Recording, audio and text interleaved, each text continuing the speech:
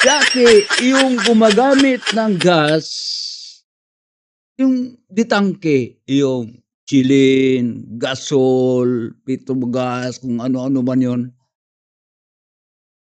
May ilan-ilan daw, o karamihan daw, gumagamit na ng uling at bumabalik sa kahoy. Masamang ano yun, masamang palatandaan yun, di ba? Alam mo natin sa mga ibang bansa, yung mga lutuan nila, paganda ng paganda, yung mga kusina natin, paganda-paganda. Sa atin sa Pilipinas, paano ka magpapaganda ng kusina pag babalik tayo sa uling at saka sa kahoy? So mga kababayan daan-daan lang natin 'to sa tawa pero nakakalungkot talaga 'to dahil pangitain sa ating buhay sa Pilipinas. Ito nga po, paano natin ito pag-usapan. So mga kababayan, tatlo lang yung pag-usapan natin ngayon patungkol sa pagbaba ng presyo, patungkol sa ating sitwasyon na paurong karamihan sa atin. At sa pangatlo, yung kapalpakan namang ginawa dito sa Justice Committee sa impeachment proceeding kay BP Sara. Kaya ko naman ito nabanggit, Sen. Ako, bilang isang pangkaraniwan na mamamayan, nakikita ko mula sa 140, bumaba nung nakaraan, 20 pesos. Tapos ngayon daw po, sabi ng DOE, ang trend daw po ay another rollback sa susunod na linggo. At baka daw po umabot na naman ng panibagong, ayun pala ito po naman ay estimated lang, Sen, estimated. Sa diesel daw po, posibleng bumaba next week, 1680. Sa gasolina, malitit ng konti, 320. Sa kerosene po, 220. Ayan ang sinasabi ko. Ito po mga kababayan, napansin natin, pag umangat, 3 digit. Itong gasoline, 2 digit. Kerosene, 2 digit. Pag ibaba, single digit.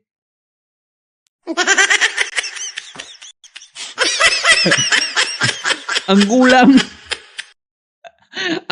di ba? Ang gulang. Di ba mga kababayan, noong nakaraan, yung pag-umpisa pa lang ng galaw dito sa Middle East, ako po, bumulosok. Ngayon, medyo humupa konti, kababa. Ito, pakinggan natin si Senator Marcolita. Nagtatalo kami sa committee hearing. Opo. Makikita mo ka ako dyan yung rackets and feathers Irony. irony. Yes po. Na kapag ka yung global price ay Opo. tumaas, naku, yung mga produkto magsushoot, parang Yes racket. po. Palong-palo, sabi Pero nila. pag bumagsak naman ang pandaigdigan presyo, sabi nila, para namang feather. Ano yung feather sa Tagalog? Pakpak. Hindi. Balahibo. Wing naman Wing, ang ganun ba? feather yung balahibo. Balahibo. Balahibo ng manok, yung pinaka fine na fine. Yes po. Bago siya talaga Naku, tuluyang pag ganun-ganun bumagsak yan, sa pag ganun-ganun pa siya. Pag Ang umihipa tagal. hangin, medyo... Isipin mo yun, sisirit siyang parang rocket. Bigla yan, bilis eh. Pero pag bumagsak naman, Dahan-dahan. pahili-hiling ganyan. Yan kamukha niyan. Kumbaga sa kwentong kalye, medyo malalim yung termino nila ni Senator Marcolita. Ito po sa atin, itong lingwaheng kalye. Pag uminto ay yung pag-usapan, ang tulin parang auto. Yan. Pagbaba naman yung pag-usapan, ang bagal parang pagong.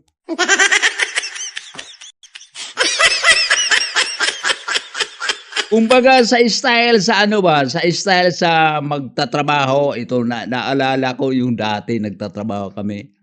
Yung papunta pa lang sa trabaho, ang bagal ng sasakyan, parang purlon. Di ba? Tapos pag uwi, ang bilis, parang ambulansya. Sana ganun sa presyo natin. Yung pag-angat, papunta ka pa lang pag-angat, parang papunta ka pa sa trabaho, bagal. Tapos pag pauwi na, pabalik, bilis. Parang ambulansya.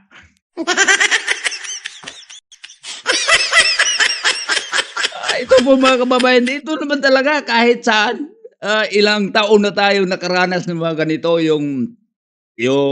naalala mo dati, increment ng increase, pakunti-kunti lang.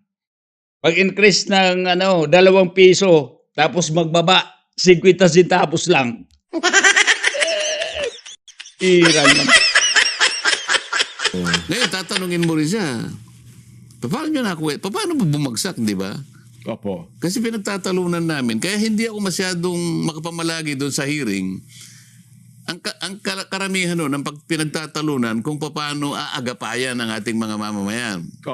So magsisimula sa mga chopper, sa mga commuters, Opo. isinasama pati mga konduktor. Pagkatapos, so sa panig naman ng mga Dito po mga kababayan ang dami-dami ng sana pag ito kasing ginagawa nila menudo. May hinaharangan kasi sila dito. Para magiging dahilan nila na ito ang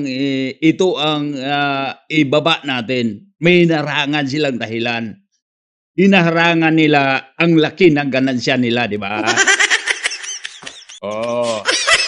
At saka yung gobyerno natin hindi makapagpigil dyan dahil walang regulasyon talaga dyan. Dahil nakapako dyan ang kukuliktahin ng gobyerno. Malaking pera din yon.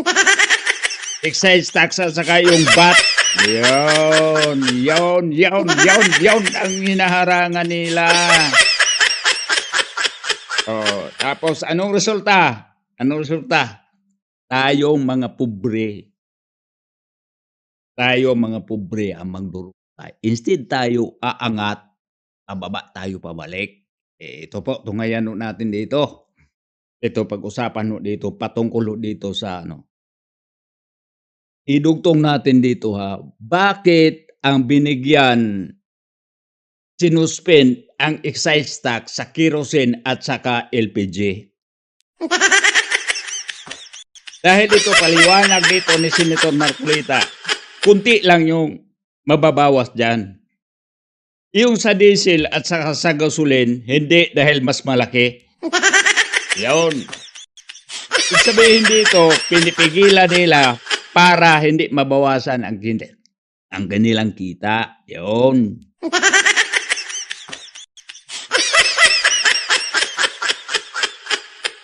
Bago lang tayo lumipat ng paksa, kasi nung nakaraan, in-announce po ng Pangulong Bongbong na inaalis ang excise tax doon po sa LPG at saka sa kerosene. Pero doon po sa gasolina at saka sa diesel ay wala po. Ano kaya ang sabi ho nila? kasi pagka sa kerosene at sa LPG, Opo. maliit na maliit lang yun eh. Maliit lang po ba yun? Paano makikinabang ito mga misis eh? Hindi kasi pag sa gasolina at sa diesel mo kinuha Opo. yun, ang mawawala sa'yo, average of 160 billion pesos Wow, per year. napakalaki pala. Per year. Malaki yun. So kung kerosene, Opo. siguro naisip din naman ng gobyerno na teka muna, maghinay-hinay tayo. Oho. Inalis mo nga etong ganito, paano yung gagamitin natin pantulong sa ibang bahagi Yung naman social ng... services natin, Yun ang sinasabi ni, kung napapanood nyo nung nakaraang linggo, yun ang sinasabi ni Mayor Baste. Kaya nahirapan sila ngayon na ibaba dahil wala na silang pera. Diba? Dahil pag merong pera ka, hindi ka matatakot na mawala yung ilan. Basta hindi lang mapaangat yung masyado yung presyo para yung mga tao na nasa baba hindi pa baba ang pamumuhay nila. Yan. Tama.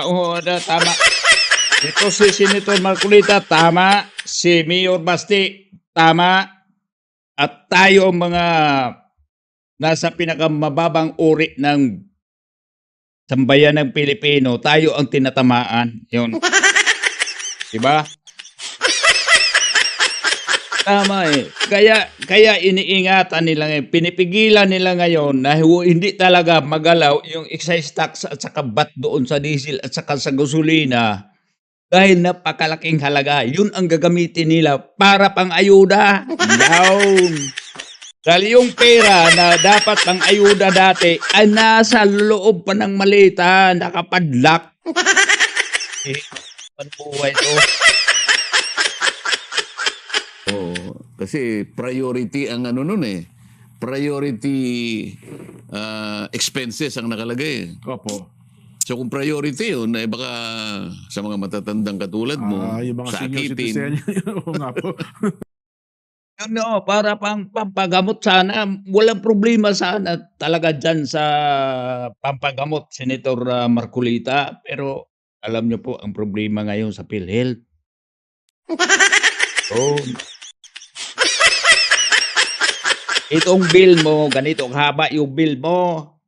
Ganito kahaba, daming lista yung bill, hospital bills mo. Tapos yung sasagutin ng PhilHealth, isang linya lang. Ano lang, akomodasyon. Yung sa gamot, hindi pa 100%. In total, 5,000. Alam mo yung, naalala nyo mga kababayan, pag sa PhilHealth, di ba, karamihan dyan, 5,000, 5,000. Yung karamihan makikita ko, 5,000. Yun ang pattern ng gobyerno. Napansin nyo yun mga kababayan ngayon, pag may ayuda, 3,000 at 5,000. Bakit hindi magiging 10,000? Saan kayo napunta yung 2,000? Saan na natin to sa tawa yung sakit sa dibdib natin mga kababayan. Ito po. Ayun ang maapekto, ang mawawalan. Oh, kaya Ang hindi ganun naman. Kasi pala. nga, 160 billion, malaki yun. Ngayon, kung Opo. inalis mo excise tax lang ng LPG Oho. at saka anong kerosene, eh, malit lang yun. Oh, so mali pala yung ano, ito po mga kababayan, mali pala yung pahayag. Sino ba yung sekretary na nagsabi? Kaya nga yung kerosene at LPG lang ibaba dahil yun daw ang pinakamaraming gumagamit. Binabaan pero malaki pa rin yung increase niya, ilang porsyento pa, halos pa magdudoble yung presyo. Dinoble muna saka ibaba. Okay lang sana yung dinoble tapos pagbaba, balik sa dati presyo. Okay yun.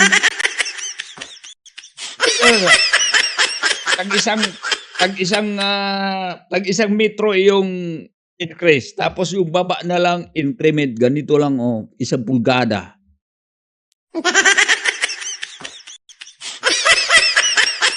Kaya dito si Senator Marcolita parang linggo-linggo na lang 'to nalulungkot. Itong pagtakbo ni Senator Marcolita ngayon na nagiging senator siya, akala ko nga medyo mapasaya na konti yung mga tao, pero ang problema napasama siya sa kalungkutan, wala siyang magagawa. Kahit anong post niya, anong post hindi siya pinapansin. Mahirap, eh. Ilang senator lang ito lang pinaka-pursigido talaga na ito talaga ang gagawin natin para sa tao. Nakatutok talaga itong, itong Senator Marcolita sa mga tao. Pero itong administrasyon ngayon nakatutok sa balita.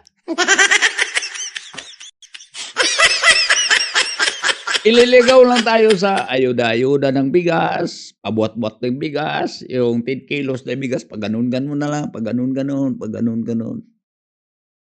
Si Bongbong Marcos nakita natin nung nakaraang linggo, nag-jumping jack ng isang dangkal, tapos nakabarong. Di ba, ako naka-Amerikano, ang hirap pa yung mag-jumping jack dito. Yan naman, distribution ng bigas. So, 10 kilos lang naman, gaganon-ganon niya. Pero bakit napunta pa tayo dyan? Ito, Pero at least sabi daw nila, medyo pabor naman daw po sa mga may-ari ng kantina, yung mga nanay kasi bumibili ng LPG po sa Hindi rin bahay-bahay. kasi 600 pesos lang ngayon, 1,500, di ba? Opo, Paano? 1.5 na, mayroon pa mas mataas. Yung 11, Dumoble na naman, Opo. higit sa 100%. yung 11 kilogram na cylinder, mahal po. Kaya yung mga ibang kaklase ko sa high school, Opo. nakamusta ko sila. Oho. Alam mo kung ano binibili nila ngayon? Oho. Ang mabilis sa Sa probinsya po. uling. Uling. Oho. Bumalik sa uling. Sabi naman kasi ng DNR, medyo Hindi bawal. nga ang isang bansang katulad natin, Oho. miski siguro sa ang bansa, Oho. kahit sa ang lipunan mo siguro isa sa atin. Di ba dapat lahat tayo Oo naman, dapat Paaban. po tama po, paabante. Kaya nga sinasabi ko kanina, paano tayo paabante? Di ba, pag makita mo yung improvement sa isang pamumuhay, di ba, medyo yung, makikita mo yung bahay mo, medyo maayos. Pagpasok mo sa bahay, yung kusina mo, medyo maayos. Yung sala mo, yung dining mo, medyo maayos, di ba? Paano pagpasok mo ron sa kusina, medyo maayos, maganda kayo yung malinis, hindi tulad yung magluluto ka ng kahoy na ang dami, ang itim-itim ng usok, di ba? Tapos, ngayon ayaw mo ng kahoy, gusto mo ng di masyadong mausok. Maabo naman, ihip ng ihip ka dahil uling yung ginagamit mo. Instead na magluluto ka na lang, ganun mo lang yung pihit mo. O ipapatong na yung kalan mo, itong mga induction cooker. Hindi mo na magamit dahil takot ka magbayad.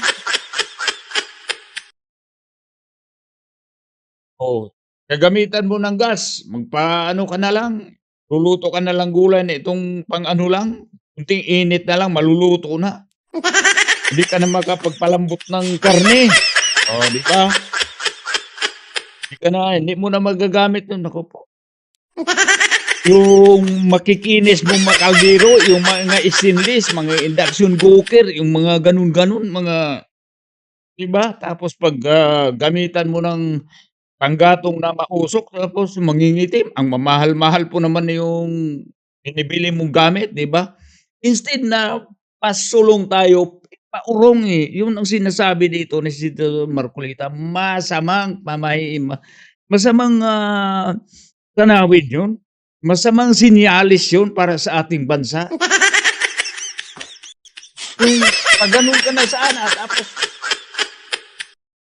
dito mga kababayan, huwag natin hayaan itong pigilan tayo sa ganitong henerasyon, sa ganitong administrasyon, kung pag-angat natin. Sila nalagay lang din sa kapangyarihan dahil tayo ang nagbigay sa kanila, pero parangan natin sila ang kanilang mga adhikain na nakakasama sa sambayan ng Pilipino. Dinadahilan nila tong crisis dito sa ibang bansa para magsamantala sila sa ating kahirapan. Kaya yung sinasabi ko, yung hindi ko nakapanood sa ibang video ko, sasabi ko na nga, sino ba yung tao, nakalimutan ko na lang yun. Tinanong siya kung paano mo makontrol yung mga tao mo. O paano makontrol yung constituent mo. Gawin mo silang mangmang at magagawin mo silang mahirap. Yun ang sinyalis mga kababayan. Pag gagawin tayong mangmang, hindi tayo parang mag-isip ng sarili natin. Kumbaga, ang mga iniisip lang nila, gusto lang natin, papaniwalaan natin. At maghintay lang tayo kung anong iaabot ng gobyerno para sa atin, yun, kinokontrol na tayo nila. Diba? Hindi tayo magpapakontrol mga kababayan. Itong mga naghihintay ng mga ayuda, huwag na kayo mag-expect. Huwag na kami expect. Sisikap na lang tayo kung anong meron. Gagapang tayo hanggang tayo makaahon, hanggang tayo makabangon. Hintayin natin. 2 years from now. Oo, wala pang 2 years. Oo, mga 2 years pa. Magiging presidente na si VP Sara. Tulungan natin siya na maiahon itong kahirapan na yun. Tulungan natin siya. Magsikap tayo. Itong mga pasaway, maging ano na tayo, mabait na tayo. Itong mga pasaway. Itong mga magnanakaw, ihinto nyo na. Hinto nyo na yung magnanakaw. Yung nagtitinda ng malita, tanungin muna ninyo kung saan gagamitin yung malita. Mag-abroad ba kayo o dyan lang sa Pilipinas gagamit ng malita? Pag dyan sa Pilipinas gagamit ng malita, buwag mo na bintahan. Bintahan mo lang ng karton. Ilagala natin yung malita, lalagyan ng mga damit, lalagyan ng ano, pera ilalagay na ko pa. Ibinta tayo na itong nagbibinta ng malita, nakapasaya naman, sabi, nabilan ako ng malita mga 10, ay jackpot yun. Maraming binta. Wish pala natin na ang wish pala natin ay doon lagay. Kasi tayo, di ba ngayon? Sitaasan yung presyo sa national na presyo, yung sa oil natin. O, di ba? Sa wood market, yun. Is na may pantustos tayo dahil na crisis, wala na yung pera. Pilitan sila na i-hold yung excise tax at saka VAT doon sa oil at saka sa gasoline. O, di wala tayong magagawa. Kaya, balik tayo sa uling. Baga, sa lingwaheng Bisaya pa, balik ka sa ukulele na bagol.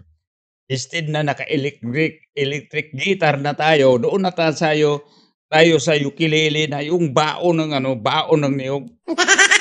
Tawag sa amin, ukulele bagol. Gali na tayo sa electric, wala na tayo. Hindi na tumutunog yung equipment natin, wala na power.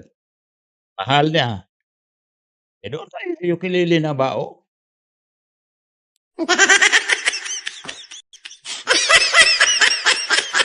Pasunong pa dapat Pasunong. siyempre po. Oho. Kapag ka isang bansa paatras, Paurong. ah, Bumabalik tayo sa uling, kahoy, tsaka kaya nga sabi ko doon sa isang kasama ko sa Congress, ang apelyido niya ay Abante. Ako, Papalitan ko na ako yung apelyido mo. Atras ka na lang. atras na lang. Kung kailan ka ako tumanda, naging ganyan ang pananaw mo sa buhay.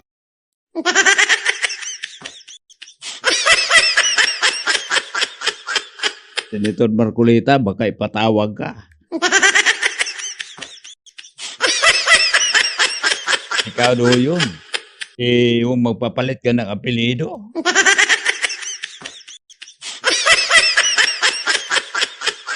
Kado yun, kailangan yung dokumento yun, hindi yung basta-basta na tawagan ka lang na atras. Abante, atras.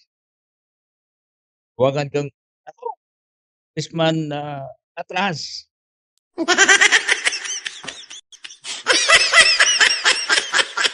Ako po, Senator Marcolita, malungkot naman pag makita kita ipatawag kita sa committee dyan sa para baka mareklamo ka na si Senator Marcolita palit ng apelyido ng isang congressman. Ang dati ay Abante, ngayon ginawa niyang atras. Napalaking kaso yun, kailangan ng dokumento.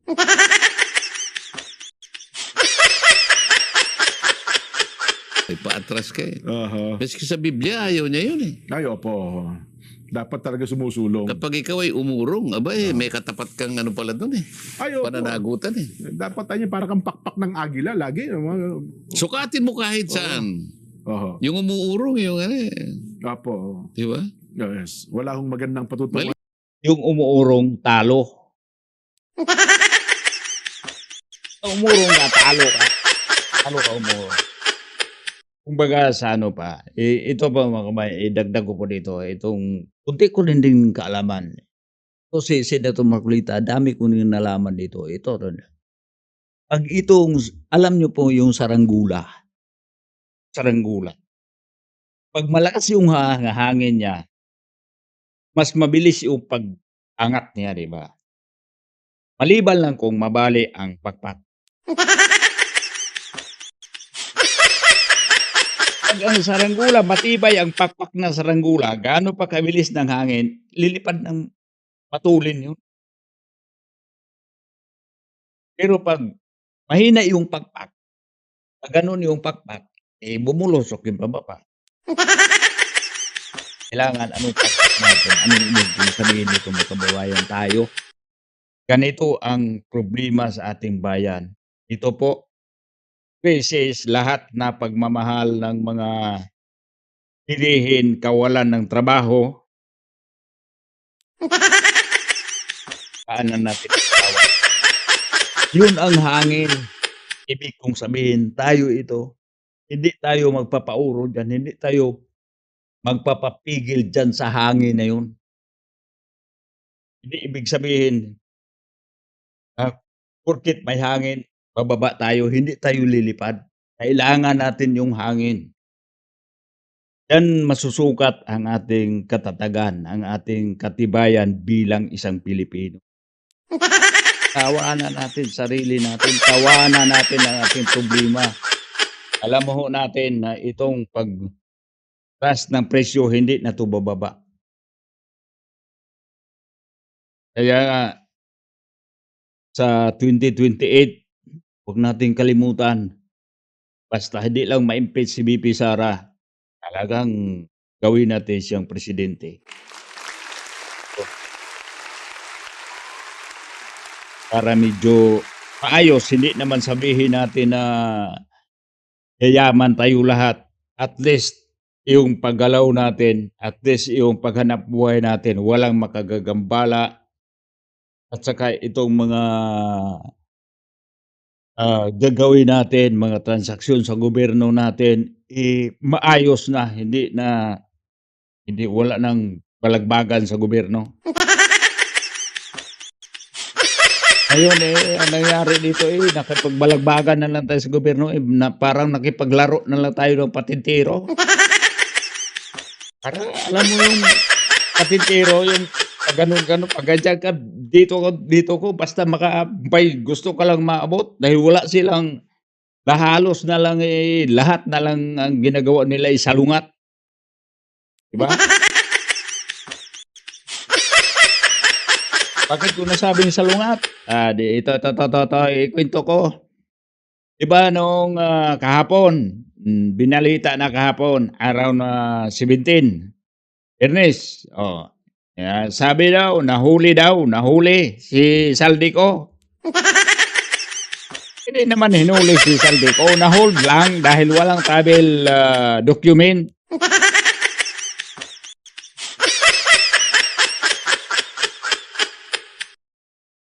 Wala namang nababalita nga nagpunta na doon, nang humuli kay Saldico. Na may ginawa na yung gobyerno doon para mag-coordinate doon sa mga polis para hulihin. Dito. Pero nabalitaan lang na nahuli daw. Hindi naman hinuli. Na-hold. Dahil walang travel document. Fake news yun, fake news. Pangalawa, sabi may Portuguese passport daw. Sabi, ay mayroong Portuguese passport, bakit nahuli? Bakit na-hold?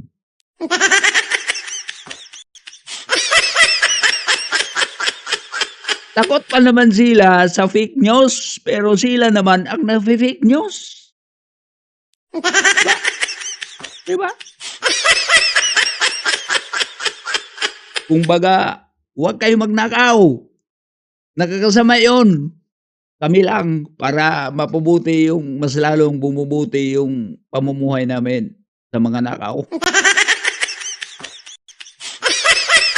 Ano lang kung strategy yung pag-urong mo, kunwari kang kamukha, mga boksingero, may paurong di ba? Ay, opo. Pasugod ng pasugod, tinamaan, biglang bumulagta, di ba?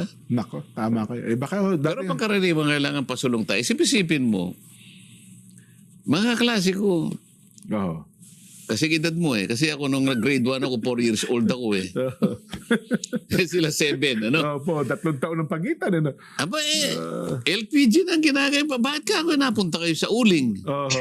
Malungkot eh. Ito nga sinasabi natin nga. Kaya nga eh. Ako po. Instead na nakasuot na tayo ng mga branded na mga damit, nakasapatos na tayo ng Adidas, tapos bumalik tayo sa bakya. Wag tayo papayag dyan na babalik tayo sa bakya. Babalik tayo sa, ngayon, yung mga chinilas ngayon, ano mga brand, mga chinilas ngayon, mga Crocs. Yun. Payag ba kayo? Babalik tayo sa chinilas na Dragon at Spartan. Piran man no. Huwag tayo papayag. Huwag tayo papayag, mga kababayan. Huwag tayo papikto na masyado. Dahil pag magpapikto tayo, walang mangyari dyan sa ano. Hindi yung maawa yung gobyerno. Hindi nila nakikita paano tayo naghirap. Ang nakita naman nila paano sila dumipinsa sa pera na gusto pa nilang kikitain galing sa atin. Yun. Paano namang, ang gagawin naman namin? Di ba? Mahal daw eh. Oo. Pati baka may balik pa na sa gasera, hindi kayo, tsaka yung Coleman, tsaka yung Dibomba. Hindi nga ganun. Baka yun ang mangyari. Ano ka ako yung ginagamit yung yung pang-ilaw? Hindi, nagtitipid na rin kami. Anong ginagamit ninyo? Bututoy. Ano yung bututoy? Yung lampara na may yung may ganyan. May gas po May yun. gas. Opo. Pagkatapos inuhugot daw yung Oo. Kasi nasusunog yung iba ko. Abay nga ako talagang Bako? talagang paatras paurong. Hindi magandang pangitain yun. Yun. Di talaga maganda yun. Wala talaga dyan. Dito tayo sa ibang usapan, mga kababayan. Patungkol naman dito ni Madriaga. Ito po, dito, lastly mga kababayan. Pakinggan natin dito ano ang sinasabi dito ni Senator Marcolita dahil may matutunan tayo dito at ito pala ang totoong nangyari at ito pala ang totoong mga pamamaraan kung paano itutuloy itong proceeding sa impeachment. So, ibig sabihin, itong ginagawa sa Justice Committee dyan sa Kamara na pinanguluhan ni Madam Jinky Beatrix. Yan.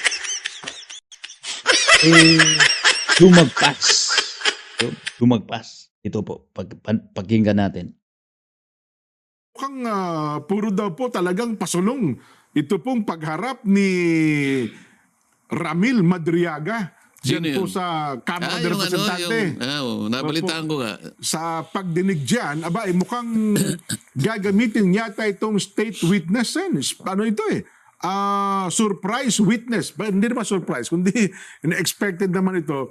Ito ho ang pinagkaguluhan ng Kamara de Representante. Pinagkaguluhan. Pinagkaguluhan po. Sen. Bakit?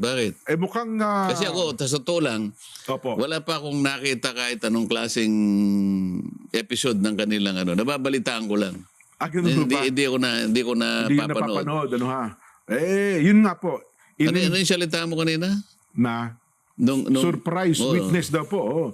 Inimbitahan daw po ito para sabihin at Di parang ipaliwanag. ito ka mo, parang Surprise witness nila. may sinabi ka parang ito yung pang surprise ba yung sinabi mo? Opo, Oo, opo. sige. Kasi nga raw ho, Bakit siya surprise? marami daw po itong alam at di umano ay pinagkakatiwalaan daw po ito ng dating Pangulong Rodrigo Duterte at saka ni VP Inday Sara Duterte. Sen. At ito daw pala ay nagdi-deliver ng male-maleta, dapol bag ng salapi sa mga kakilala ng dating Pangulo at ng pangalawang Pangulo, Inday Sara Duterte. Kung surprise witness siya, bakit siya nilabas ngayon? Para daw po talagang maidiin, makakita ng probable cause. Kasi di ba sa Justice Committee ng Kamara, yun lang ata ang hinahanap nila, Sen, di ba? Probable cause. Alam ko kasi by stages yan, di ba? Opo. Kinakailangan makapasa ka dun sa sufficient inform. Una po Sufficiency yan. inform. Opo, oo. Tatlo yan Sufficiency inform, Substance. sufficiency in substance, Yes po. at saka the complaint alleges sufficient grounds, parang ganyan. Okay, Kaya kailangan merong determination of whether or not the complaint Mhm. alleges sufficient grounds. Opo. So nag-declare, di ba, sabi niya, ang pagkakaalam ko, nag-declare ng sufficiency of grounds eh. Yes po. O di sapat na yon. Bakit nagkakaroon ng hearing? Yun ang aking tinatanong sa'yo. Hindi, sabi daw kasi mukhang nire-required na rin po ata sir na magkaroon ng, dati tawag nila mini trial eh. Ano ha? Para, kumbaga sa fiscal daw po, pagkariwang kaso, magkaroon daw po ng basihan para maiakyat sa korte yung kasong na kinakaharap ng isang tao. Hindi, mali yun. Ganun ho ba? Kasi nga, yung impeachment kasi, Opo.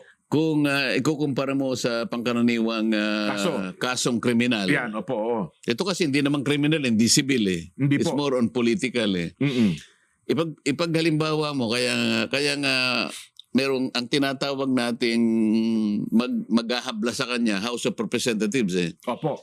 Kaya nga sa setup natin, magsisimula yung impeachment sa House. Yes po, sa kamera. Oo. At pagkatapos na establish nila yung kanilang cause of action, kung tutuusin mo sa regular cause of action eh. Opo. Sa House naman, articles of impeachment. Sa mga tin, kung ilang pananagutan ang gusto nilang gawing para ihabla siya. Mm-mm. Halimbawa, 10 articles.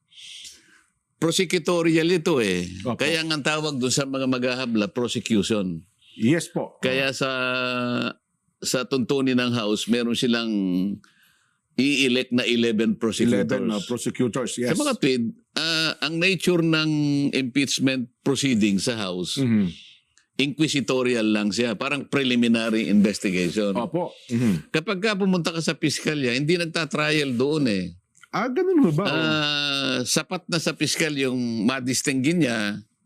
Kasi noon, lalo na noon Opo, ang quantum of evidence noon ay probable cause. Opo, So masyado siyang mababaw na basta naisip lang ng piskal na may batayan ito. Okay ito. mukhang dapat ko talagang ihabla to. Isampa na sa korte So yan. pag nagsampa siya sa korte, aarestuhin na siya. Opo. Probable cause. Pero ngayon kasi, binago na yun eh. Okay. Ang quantum of evidence ay yung tinatawag nilang prima facie Prima facie. Opo. with sufficient certainty of conviction. Ganun eh. Yes po. Kaya ngayon, pag sinabi mong prima facie, almost na yun eh. Almost sigurado na may kalalagyan to. Yung inireklamo, tama kayo. Opo. Oo. Ngayon, kung surprise witness si Madriaga, ba't nilabas nila? Are you a leader in your organization? You've done presentation skills training before, but you Kasi itong mga sinasabi nila ngayon, Oo. ang talagang trial sa Senate eh. Ngayon lang nakikita ko na yung halimbawa, pag nakita ko yung testimony niya, di napaghandaan ko na siya, ito'y tatanungin ko siya ng Yun na ganito. nga po, oo. Tatanungin ko ganito. Oo. Paano kung lahat ng tinanong ko bumagsak siya? Di wala. Yun, ito po si Madriaga, ito po, mali-mali kasi. Ang nangyari kasi dito mga kababayan, sobra sila ka-excited. Gusto nila, parang pinaina nila. Ito pong pananaw ko dito mga kababayan, na pinain nila si Madriaga para mapilitan si BP Sara na pumunta. Pero hinayaan sila, hindi sila walang kumain sa kanilang pain. Yan. Pinaina nila para mamukhang tanga ito si BP Sara. Biro mo. Yun. Madriaga lang sumipot. Sino ang tanga doon? Itong taga-committee at saka si Madriaga. Sila lang nagbubulahan, nag-imbestiga umano. Kahit ano namang itatapon ni Madriaga na mga kwento o mga salitang kalye, na pinaniwalaan naman nila lahat diyan sa committee member. Di ba? Pero ito ang totoo sa sinasabi ni Marcolita, mali-mali nga. magagawa yun. Mali na, hindi nyo na pwedeng maitama yung mali ninyong ginawa. Lumagpas na kayo sa inyong limitasyon bilang dyan sa komite, yung Justice Committee. Lumagpas na nga. Eh, sabihin pa ninyo na sa konstitusyon pero hindi sakop. Ito na lang po, abogado itong nagkwento, abogado din si Luistro, pero yung mga abogado, may mga matitino at saka yung, kung nang sabihin, ito si Senator Marcolita, ito ang abogadong matino. Sino yung abogadong matino? Marcolita, Vic Rodriguez, Jimmy Bundok, Attorney Hinlo, Attorney Torreon. Ang dami pa pala.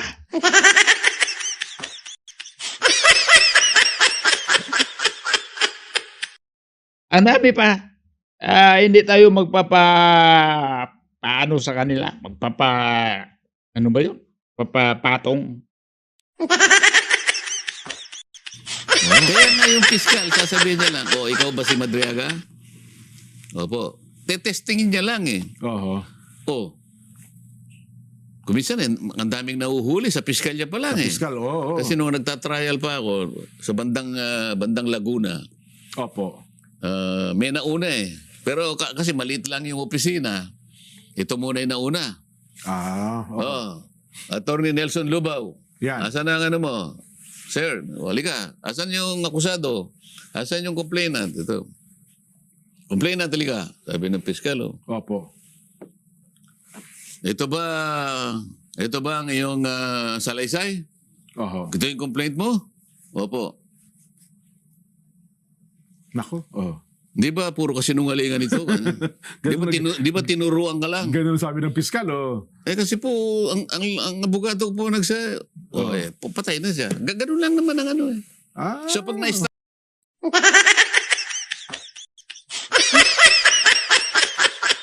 Dapat sana pinagsabay si Trillanes at saka Madriaga para tatanungin sino ba 'yon O di ba tinuruan ka lang diyan? Sabi ni Madriaga, si Trillanes ba nagsabi sa akin? Ang saya-saya kayo parang comedy bar diyan sa Justice Committee. At hanggang dito na po mga kababayan, kung gusto po ninyo na mapapanood itong buong explanation ni Senator Marcolita, ilalagay ko lang po yung link dito sa baba at kayo na pong bahala panood doon. Mag-subscribe ka po dyan sa Taganang Mamamayan, dyan sa Net 25. Itong senator natin, senator ng masa, Senator Marcolita. Huwag natin kalimutan, ipaglaban natin sa 2028 Inday Sara President 2028.